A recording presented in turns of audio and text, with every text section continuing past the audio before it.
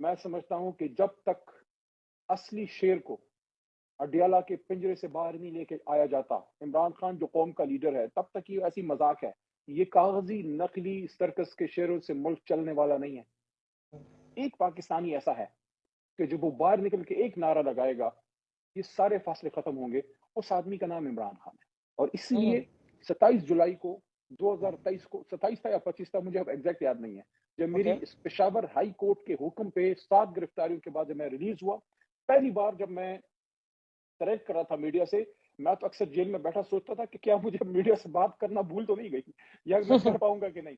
तो पहली बात जो मैंने की, मुझे याद है, मैंने कहा था कि पाकिस्तान को सियासी इंतकाम की नहीं, सियासी इस्तेहकाम की जरूरत है। जब मैं घर गया, इमरान खान साहब से मैंने कहा कि क्या मैं लाहौर जमान पार्क पहुंचूं। खान साहब ने कहा नहीं, अभी आप थोड़े दिन फैमिली को दें, फिर लेकिन उसके बाद फिर खान साहब गिरफ्तार हो गए। मैसेज क्या है? सियासी इस्तेहकाम।